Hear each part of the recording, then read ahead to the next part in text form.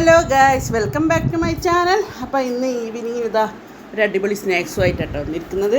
ആദ്യം നല്ല ഒരു ബൗൾ എടുത്തിട്ടുണ്ട്. അതിലേക്ക് ഇതാ ഒരു കപ്പ് റവ ഇട്ടെടുത്തിട്ടുണ്ട്. അതിലേക്ക് 1.5 കപ്പ് വെള്ളം ഒഴിച്ചെടുത്തിട്ട് നല്ല ഒന്ന് കുതിരാൻ വേണ്ടിയിട്ട് നമുക്ക് ഒരു 10 മിനിറ്റ് അവിടെ മാറ്റി വെക്കാം. ഒരു വെറൈറ്റിയാണ്, അതേമാതിരി ഹെൽത്തിയാണ് കേട്ടോ. അധികം എണ്ണയൊന്നും യൂസ് ചെയ്യാതെ. ഇപ്പോൾ ഇതാ 10 മിനിറ്റ് കഴിഞ്ഞതിന് ശേഷം ഞാൻ മിക്സിൻ്റെ ജാർ എടുത്തു. അതിലേക്ക് നമുക്ക് ഈ റവൻ്റെ മൊത്തം അതിലേക്ക് ഒഴിച്ചെടുക്കാം. ഫുള്ളായിട്ട് അതിലേക്ക് ഒഴിച്ചെടുത്തു കേട്ടോ.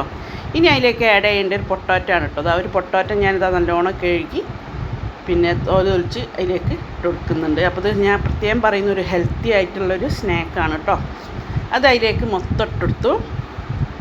ഇനി അതിലേക്ക് ആഡ് ചെയ്യേണ്ടത് അത് നല്ലോണം അരക്കുക, നല്ലോണം മിക്സിയിൽ ഫൈനാക്കി അരക്കുക. എന്നിട്ട് ഇതാ ഒരു ബൗളിലേക്ക് ഞാൻ അരച്ച് മാറ്റി. പിന്നെ വേറെ വെള്ളമൊന്നും ഒഴിക്കാൻ പാടില്ല കേട്ടോ.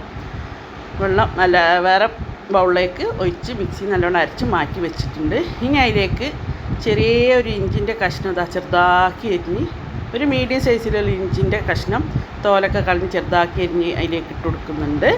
ഇനി പച്ചമുളക്, ഒരു വലിയ പച്ചമുളക് ഈ രീതിയിൽ കട്ട് ചെയ്ത് അതും അതിലേക്ക് ഇട്ട് കൊടുക്കുന്നുണ്ട്. ഇനി ആഡ് ചെയ്യേണ്ടത് കറിവേപ്പില കേട്ടോ. കുറച്ച് ഒരു തണ്ട് കറിവേപ്പില ഞാൻ ചെറുതാക്കി കട്ട് ചെയ്ത് അതിലേക്ക് ഇട്ട് കൊടുക്കുന്നുണ്ട്. ഇനി ഉപ്പ് പാകത്തിനുള്ള ഉപ്പ് നമുക്ക്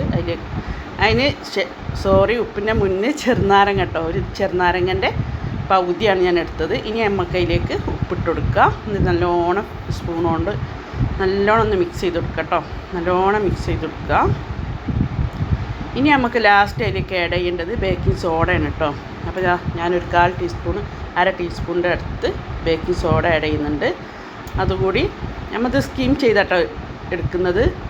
സ്റ്റീം ചെയ്താണ് ചെയ്യുന്നത്. അതിന് വേണ്ടിയിട്ട് ഞാനിങ്ങനെ ഒരു സ്ക്വയറിലൊരു ലഞ്ച് ബോക്സ് സ്റ്റീലിൻ്റെ എടുത്തിട്ടുണ്ട്. അതിലേക്ക് കുറച്ച് നെയ്യ് ഗ്രീസ് ചെയ്തത് കേട്ടോ, ലേശം. ഞാൻ അതിലേക്ക് ആ മാവ് ഞാൻ ഒഴിച്ചെടുത്തു. അപ്പോൾ സ്റ്റീം ചെയ്യാൻ വേണ്ടിയിട്ടുള്ള വെള്ളം ഞാൻ അടുപ്പത്ത് വെച്ചിട്ടുണ്ട്. അത് ചൂടാൻ വേണ്ടി ഒന്ന് വെയിറ്റ് ചെയ്യാണ്. എന്നിട്ട് അതിലേക്ക് ഞാൻ ഇറക്കി വെച്ചിട്ടോ. ഇനി ഒരു ലോ ഫ്ലെയിമിലിട്ടിട്ട് ഒരു 1/4 മണിക്കൂർ നമുക്കിത് വേവാൻ വേണ്ടിയിട്ട് വെയിറ്റ് ചെയ്യാം. അപ്പോൾ ഞാൻ പറഞ്ഞത് ഹെൽത്തി ആയിട്ടുള്ളതാണ്. ഓക്കെ, 1/4 മണിക്കൂർ കഴിഞ്ഞിട്ട് കാണാം. അപ്പോൾ 1/4 മണിക്കൂർ കഴിഞ്ഞിട്ടോ നല്ലോണം വെന്ത് വന്നിട്ടുണ്ട്. അപ്പോൾ നമ്മൾ ടൂത്ത് പിന്നോ എന്തെങ്കിലും ഒന്ന് കുത്തി നോക്കുക. അപ്പോൾ മാവ് ഒട്ടി പിടിക്കുന്നൊന്നുമില്ല. ഇനി നമുക്കിത് ചൂടാറാൻ വേണ്ടിയിട്ട് വെയിറ്റ് ചെയ്യാം. ഇപ്പോൾ ഞാനിതാ ചൂടാറിയതിന് ശേഷം നമ്മൾ ആ പാത്രത്തിൽ നിന്നൊക്കെ എടുത്തു ഒരു പ്ലേറ്റിലേക്ക് ആക്കി വെച്ചിട്ടുണ്ട്. കാണാൻ തന്നെ നല്ല മൊഞ്ചുണ്ട്. ഇനി നമുക്ക് ചെറിയൊരു പണിയും കൂടിയുണ്ട്. അപ്പോൾ ഇതവിടെ മാറ്റി വെക്കാം.